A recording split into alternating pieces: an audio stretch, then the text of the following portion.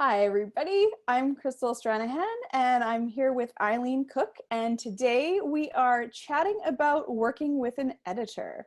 So welcome to this Creative Academy special interview. And we are very excited that our own Eileen Cook, who is a multi-published author, both indie and traditional. She's a frequent conference speaker and workshop presenter. She's a creative writing mentor at SFU's The Writers Studio. And last but not least, she's one of our very own mentors at the Creative Academy. And Eileen is the mistress of all things crafty around the Creative Academy. So writing craft and editing, as well as anything you can think of that makes you a better writer. So Eileen, welcome. Very excited to be talking to you today. Excited to be here. Excited to not be in charge of the interview. That is exciting. I have all kinds of interesting questions cooked up for you, which people I'm sure are curious about. So the first one that comes up is actually, do you have an editor? So if when you are an editor, how does this work exactly? I do have an editor, and I actually would sort of define it in two different ways. So I do have an editor for my traditionally published books, which is actually at the publishing house. And she is all things wonderful, Amelia, and she's in charge of making sure my stories stay on track. And anything that I'm doing indie published, I also do hire a freelance editor. And I've worked with a couple of different people, sort of depending on availability. And that's because I'm not certain, even though in theory I should have this down because this is what I do, I am not sure we are the best objective eye on our own work. I would say, in fact, we're probably the worst eye to have on our own work, judging from experience. I was saying it nicer than that, but yeah, yes. No, it was really good and subtle. But just for anybody out there who's thinking, oh, I might be different, I might be a special snowflake. Yeah, no. You're not. Yeah. So you mentioned a couple different types of editing. Maybe can you run through just what the array of different types of editing are for anybody who's not familiar with those different phases and processes? There's sort of two big areas for editing that happen. So the first is what we call sometimes you'll hear it called a story edit or a developmental edit. And when I offer freelance editing, that's where my focus is. And that is basically exactly what it sounds like. Developmental is the story developed as well as you would like to see it done. So I'm looking at things such as characters. Are they well-rounded? Are they three-dimensional? Do they seem separate and distinct from one another? I'm looking at everything from tone and theme to pacing, dialogue, setting, like how do we maximize the story? Are there big chunks that maybe could go? That's not just for me, but that's for everyone. I'm the darling killer. So this is repetitive, this can go, those kinds of things. So that really is, again, about developing the story and making a piece that is complete, that has a beginning, a middle, and end, that hopefully holds together and reflects the genre that you're trying to write in. The second piece, which I comment on to some degree as I'm making my edits, but is not my focus, is what you'll often hear called copy edits. And copy edits is that person, and you knew this person in high school at some point, who was the most anally retentive person. So when you go out to eat and there's a person who's like, well, 0.32 cents divided by 5 is blah, blah, blah. That person is potentially a copy editor. They are looking at all things grammar. So they're looking, that should have been a semicolon. Or for example, for me, definitely when I'm writing, I love me a comma. I put in a comma pretty much wherever I feel like maybe I need to mentally pause, which is, fine while writing, but dangerous while publishing. So I need someone to clean those commas up for me. And they're also keeping an eye on things such as consistency. So if I describe a character as having curly mahogany brown hair in chapter 1, and in chapter 42 mentioned she has a light mousy brown hair, a copy editor is the person who's like, hang on a minute, I think that changed. So they are that sort of second person. So oftentimes people recognize that they need a copy editor, because I think most of us know that grammar is not always, there was always that one person, but generally for most of us, we need some help in the grammar area. But sometimes people don't necessarily feel that they need a developmental editor. Right. And what about that final look through? Like, would proofreading fall under editing still as yet another step? Yeah, so when you go through traditional publishing, you sort of, it comes to you in waves. So the first wave is that developmental wave, and that is your editor oftentimes making big picture comments. You're then revising, sending it back to them. Hopefully, then you're done, but it is not uncommon that you may make revisions, send them in, and then you get a new, fresh, shiny editorial letter to work on and make those editorial changes and then send it in. The second round is those sort of copy edits where it's, again, looking at all the grammar things. And then oftentimes, sometimes they're called galley proofs, but it's just that one more final look through where there's just a chance to catch all of those little niggly things that may have gotten away from you. And one thing I'd like to kind of bring up, since we were talking about the rounds of editing, is sometimes for people it's discouraging because they feel like, hey, I paid for an editor and now there's still things wrong with my manuscript. So was it that the editor wasn't that good, or is it that I'm not a good writer? And it's not that. It's, to me, the example I've often used with people, it's like renovating a house. So if I come in and you've asked me to renovate your house, and the very first thing I notice is like, oh my gosh, there's no roof over the bedroom, and the bathroom, there's a crack in the sink and it's spewing water everywhere. Like, those are going to be the things that we work on and fix. I'm not going to notice that, hey, you know, you could repaint the living room because I'm too busy noticing like, oh my God, you have no roof over your bedroom. That's a problem. So when we fix those things, then I can kind of see the next round of things that happened. Like, hey, we need new windows, or I wonder if we knock down this wall, if we would see some things. And then when we fix those things, then it becomes, with each kind of consecutive thing, you're able to see things. So that's often why there's multiple rounds. So it's not that the editor's missing something and or that you're not a good writer. Neither of those things are true. It's just about what you can see and focus on, which sort of depends where your story is when you start. Yeah, for sure. I can see people out there saying, okay, great, but I have a critique group. Can I not just get them to help me with those first couple stages? So maybe can you talk a little bit about the difference between a critique group and what you could expect to get feedback wise and an editor, and how those two pieces might play together in the process? So the first thing that I would tell every person is you do not have to pay for editing. It also is that kind of thing about what are you then going to get from your critique group? And that's really going to depend on your critique group and their particular skill set. So there's a few reasons why having an outside editor can be a good idea. So the first is, hopefully this is kind of what they do. So they are really skilled in identifying where the problems are, perhaps pointing out some possible solutions for you. And for your critique group, it depends where they are in their own sort of evolutionary process about their ability to kind of comment on those things. Sometimes what you'll see in a critique group is someone commenting on how they would write your story. So it's always the challenge of asking a writer, it's like, ooh, you know, it would be fun is if this thing happened, which might be really fun for them if they were writing it, but it may not be the story that you're trying to tell. So that can be kind of one of the challenges with the critique group. The second thing with the critique group is oftentimes they're seeing your story in multiple different versions. So you may have been submitting pages to them as you went along. And the problem is it's very hard to clear your brain of what you already know. So the prime example that I'll give is I was working with my editor and she sent me back a note and she was like, I have no idea why the character Crystal is doing this thing. And I was like, what's wrong with you? Like, it's so obvious that Crystal is doing this thing because of the thing with her dad and how she feels about this and blah, blah, blah. And the editor wrote back to me and was like, you know, none of that is in the book. And I was like, oh, because I'd cut those chapters out for other reasons. But my critique group didn't catch it because they had read earlier versions when those sections were in there. So at some fundamental level for them, they still understood the character's motivation because they knew all the issues that poor Crystal had with her dad. Sorry to put that onto you. So that was something where, again, an objective eye can do that. But I would want people to know, if you just don't have the funds for an editor, never feel like, well, that means I can't do it.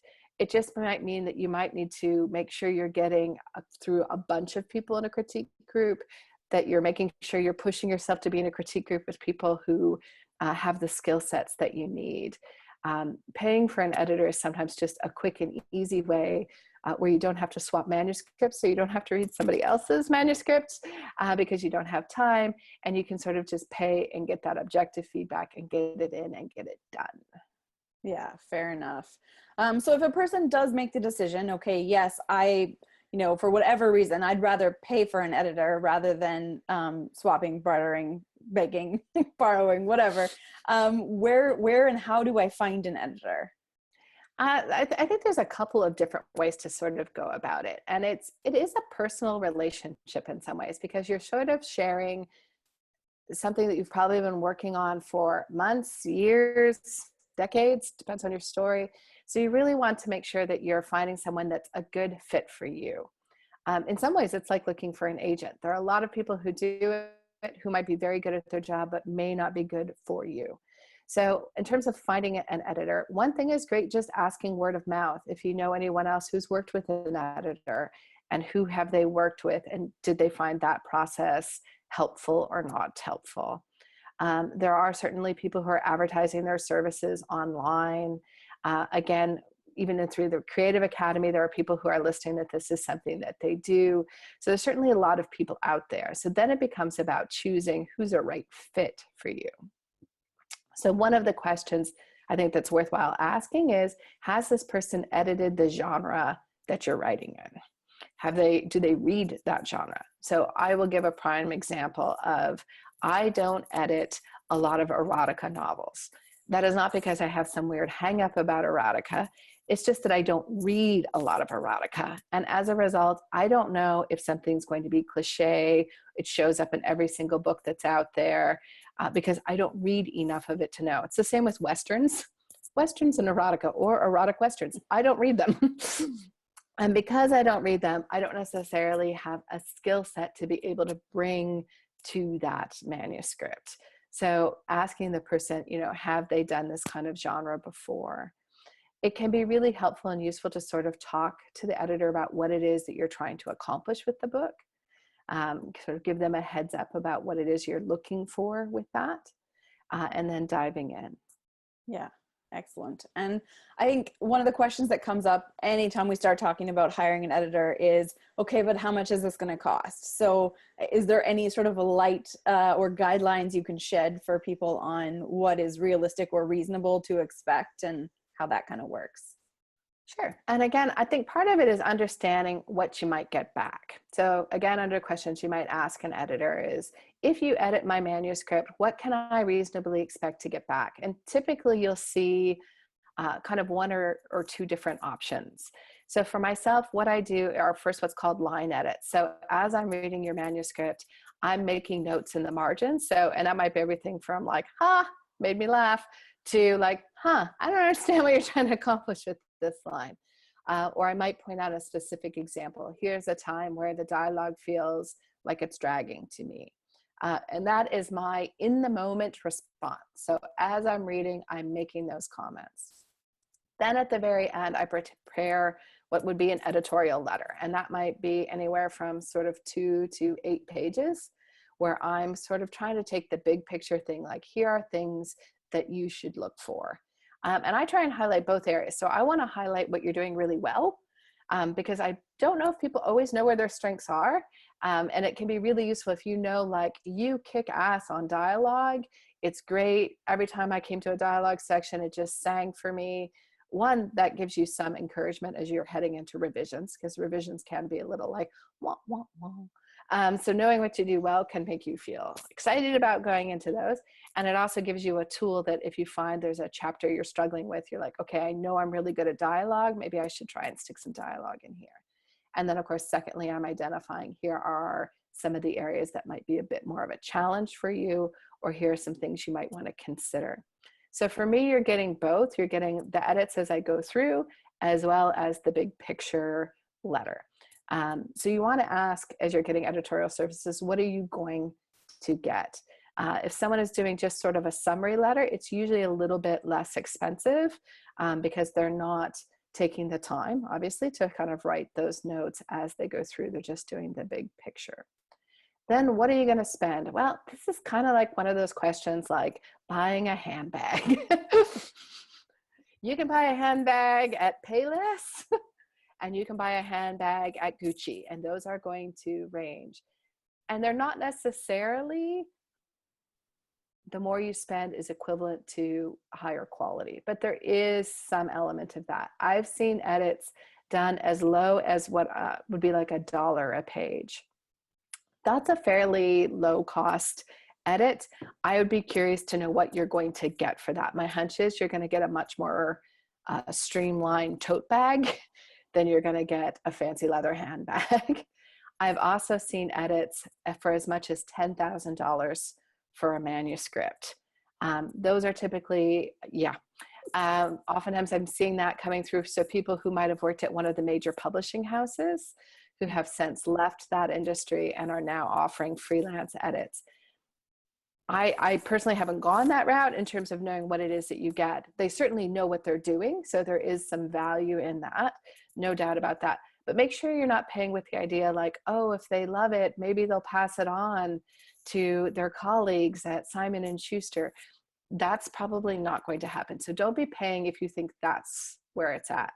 But if you're paying someone because, hey, they used to edit books at Simon & Schuster and that's exactly the kind of book that I'm writing, you may want to pay a little bit more for that. So you will sort of see things ranging. I think a good mid-range is 0.011 to kind of 0.015 per word. So that's going to work out for, a manuscript to be around, depending on the length, but probably between sort of $800 and $1,200. Right, and that's talking about a full-length book as opposed to yes. If it's a short story or something, you're going to see quite a different range because you're dealing with a per word count. Yes. And so reading time is less and editing time is less too. So that's something. And do you think it's fair, if you're looking at working with someone and, they've given you your rates, do you think it's fair to ask an editor to do a couple of sample pages for free so you can see if they kind of get where you're coming from and if you've got a solid working relationship before you make that commitment? Definitely. I think it's very fair to say, can you look at, and I usually will say, send me 2 to 5 pages and I'll make comments on those for you and get those back to you. And I've also said where sometimes someone has come to me and said, like, I just don't know if I have the funds to do a full manuscript. I'm like, well, do you have enough to do, say, 30 or 50 pages? Send me 50 pages and your synopsis of where you're taking the book, and I can edit those. And maybe that will give you enough to know what it is that you're working on. Again, I have a friend who does copy edits, friend Jamie, I actually think you know her. And one of the things she often suggests to people is send me 25 pages. I will show you the kinds of mistakes that you're making. And then you can kind of, to some degree, probably go through the rest of your manuscript and make a big difference in terms of how much you're going to need for the rest of it. Right. And I think there are a couple opportunities and a couple that we have right inside the Creative Academy as well. So you can submit a writing sample to one of our Blue Pencil sessions, and we will actually give you feedback on what we think you could improve and point you to the course that will help you do that. So that is helpful because it is hard for us, as you mentioned early, it's hard for us to see what we're not doing well, and it's hard for us to see what we are doing well. And once you put on that editing hat, I think it's too easy to go in and just change everything. And you can risk losing the really good stuff along with the stuff that needed improving. So having a bit of direction before you dive into maybe that second round of writing or rewriting can be a really valuable way to not kill the darlings you get to keep. You don't need to kill all of them. Some of them are good. So just being aware of that is a positive thing. You don't want to be a darling serial killer. You want to just kill the spare ones. So that's something that's very useful. So yeah, I would encourage people to take advantage of our Blue Pencil sessions. Also in the craft happy hours, I'm going to try to do it at least once a month, kind of do a deep dive on someone's pages. So having someone turn in 5 pages and using that as a springboard to sort of discuss issues within the kind of the crafty part of that. So just having a bit more of a deep dive on those kinds of things. So I definitely think there are those kind of opportunities. And also even just, again, if you're working with a critique group or critique partners, is having some discussions around how do we want to do that? How do we want our critiques to work? And it is about trying to find a balance between being honest, letting someone know if something is not working, because you have to know that, but also not being so honest or harsh that the person becomes discouraged and feels like there is no good story. And I think writers tend to fall into two camps, and sometimes we swing wildly between them. So one camp is, this is genius, this is the best thing that I've ever written, and this is the best thing anyone has ever written, and this is total crap. This is the worst thing that I've ever written, and certainly probably the worst thing that has existed on the page. And we just emotionally sometimes can't tell where we are. So getting that outside eye, an objective eye on that, can be so helpful to sort of figuring out, okay, where do I go from here? I mean, one of the most discouraging things and wonderful things about being a writer is you can always get better. I look at my first published novel, so not my first book, my first published novel, and I read it now and I think, oh, like I could do that story so much better, right? I wrote that book now, I don't want to say how long ago, but let's say, you know, it would be in high school if it was a baby. I could write that book so much better. I have learned so many more things. And my hope is, to be honest, that I look back at the books I'm writing and publishing now, 10 years from now, and think I could write those better.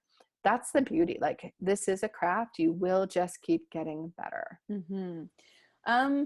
Okay, so one of the questions I have is, when you're going back and forth and maybe you've had those few pages that come back from an editor, we talk about using a style guide frequently as a way to kind of guide yourself, but it can also help guide your editor as well. So, you know, if you've gone back and forth on those pages and you're able to set that up, then some people find that helpful. Now, for those people who don't really know what a style guide is, or maybe haven't come across one or figured out how to use it, can you give us a little bit more information on how you'd make one and what kinds of things you might find in that? So you'll see that these vary, and I've seen it done differently at different publishing houses, but it's, for lack of a better description, it's the clearinghouse of what it is that you're using. What terminology are you using? If there's particular spellings for things that you're wanting to use. It's a place to keep track of, for example, character details and names. So you might have something like, oh, right, I gave the character who generally talks about my mom, but my mom actually has a name and her name is Jane. And I need to make a note of that so that particularly if you're doing a series, book 2 or 3 later, you don't suddenly make mom's name Mary Sue. So you want to have some way of sort of keeping track of that. Now, some people love Excel spreadsheets for this, and they will keep track of everything within that. Some people just do it as a Word document. So for example, when I get my style guide back from the publishing house, it's a Word document, and there is a list of all the characters and their relationship to one another. There's a list of any kinds of places that the story is taking place within, and whether those are real places or not real places. And then there's also often a list of any kind of specific item or restaurant. So if I mentioned that we're all going to Earl's restaurant, there is a mention that there is an Earl's restaurant, and we're seeing a consistency again in how that's spelled and so forth. Right. And there is, for anybody who's a tool geek, I tend to trend towards tools. Eon Timeline is a software that lets you track all of that stuff. And there's a few other interesting tools that let you kind of compile all that, especially if you're doing multiple books, and then it sort of holds it in a space where you can make use of it all over the place, which is handy. And Scrivener has some good stuff for that too. I think your point's so valuable, particularly if you're planning to do a series. If you think you're gonna need some way, because the last thing you want to be doing is to be in the middle of book 3 and desperately paging through book 1, trying to remember what was the name of her high school, because I know I mentioned it at some point, but now I don't remember what it is any longer. Yeah, especially if you go back to maybe book 1 2 years into your series and you make a few adjustments, you know, you have to remember where that's populated as well. So that can be an interesting note. I actually have, for my characters, I track which books they show up in so that I know if I make a change to something about them, times change. Sometimes we do have to adjust language around character descriptions and things like that. So if you do make that change and you have those notes, you don't have to reread every single word of every single book you've written. You know you've got a cheat sheet of where you need to go to change that. So that can be really helpful. Style guide equals cheat sheet. That's Yes. basically what it is. Exactly. Cheat sheet. Full on. It can also save you money on your editor, right? Because if you're providing your editor with a style guide cheat sheet to refer to, they don't have to go back to page 12. Well, they don't have to find where the description was of your character, go back to there, check it against what they're doing now. It's just an instant consistency. And for anyone who's writing with really specific language or dialect or something as well, that's also really helpful, I think, for catching that, because you don't want to correct it to technically correct if that's not what's going to be correct for your character's voice. So particularly if you're doing sometimes things like fantasy novels, where you have a lot of, for lack of a better terms, made up words, or where names are, you know, if you spell Lisa Lisa, and then suddenly in chapter 33 you spell it Lissa, I might notice and catch that. If you have a character's name who is STKYRWL-5, the chances that I may notice that you have a slightly different spelling of that name later is almost non-existent. So that becomes one way to do it. So, I mean, I think you're putting your finger on, sometimes people say, am I better to get an editor like once I'm done with that ugly draft? Or am I better to try and polish this as much as possible and then get an editor in? And I think that really depends on what you're looking for. So if you're getting an editor in on that really rough draft, just be aware that I'm then looking at your house renovations for things like cracks in the foundation, spewing sewage, things falling apart. Like, I'm looking for those bigger things, but that's probably not catching everything. If you have done and polished this sucker, then I really am down looking at, like, are the baseboards level? Because that's where the manuscript is at, and that's what I can focus on at that point. Yeah. Okay, so we've talked about, you know, what an editor does, the different types of editing, how you might find, where you might find an editor, what you could be looking at for costs. Let's talk a little bit about, once you've found an editor and you've committed to that, what does it look like? Like, you know, does the editor actually make the changes for you, or do they just tell you what you've done wrong? How does that look like on the page when it comes back to you? And that's definitely something you can and probably should be asking when, again, when you're talking about selecting an editor, so that you're not getting something back that disappoints you. For myself, both in terms of the kind of edits that I get that I like, and in terms of the type of edits that I give when I'm doing someone else's book, is if I identify that there's a problem, I will try and show a solution. So I will say, here's something that might be helpful. But what I'm really trying to do is just jog your memory. I'm not trying to say this is what you should be doing and this is how you should change things. I'm saying, here's the kind of thing that I'm talking about. So for example, for myself, I once got an edit very early in my career that was like, I think you need to cut this character. And I was devastated because I loved that character and they were so important to me. And there was gnashing of teeth and crying to my critique partners and wailing around. And finally, you know, I got up the guts to say to my editor, like, I really don't want to kill her. I love her. And she was like, well, I just think she's too close to this other character. And then I was like, oh, so like if I did this and this, that would be fine. And she was like, oh yeah, no, yeah, you could totally keep her then. It's just too similar right now to this other character. So for me, it's trying to identify, like, I find this character too close to the other one. So you could cut her, or I think she needs a different motivation or to serve a different purpose in the story. So my goal is always to try and say, here's where I had a problem. Here's one way you might address that problem, but then leaving it open for you as the author to think about what that might be. I do try and provide suggestions. So I'll often show for people, for example, one of the things that I am a big fan of killing off is what I consider to be sort of like filter words. And I talk about them as being microcuts and just getting rid of tiny little things like, she felt her heart beating. Let's just change that to her heart was beating. Like, let's look at some of those things we can maybe take out. So I will show some examples of that. And then sometimes I'll just put in the margin, do a search for these. One of the things that shows up all the time is, because it's a verbal tick, is people start dialogue with, well, I guess I could make those edit changes. Well, we could do this. And so I'll say to people, we do it as a verbal tick, but you don't necessarily need to show it on the page. It could just be, I guess I'll make those edit changes. So do a search for well, and probably you can get rid of 90 of them. Absolutely. And so, you mentioned something of your editor came back with a comment. You were like, oh, I don't want to kill this character. I want to keep her. So let's talk for a second about what happens when an editor comes up with something that you really don't agree with. How do you handle that? What do you do? So I'm going to take that into two parts. So if you are indie publishing, here is one of the many benefits of indie publishing. You can say, stick it, editor, you're wrong. I love this character. I'm keeping her. And that's the way this is going to go. You are ultimately the decider. It is your book. I would, however, put the challenge out to you is, why did your editor make that comment? And are they potentially suggesting something that actually would make a difference?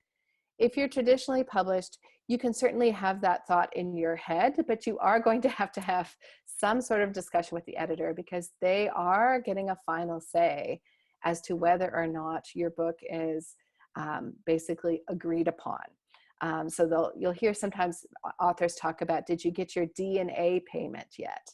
And in traditional publishing, once your editor has read your manuscript and liked it, they call that delivery and acceptance, and they release funds to you at that time. So you very much want D&A to happen, and that's often happening around, are you making the changes?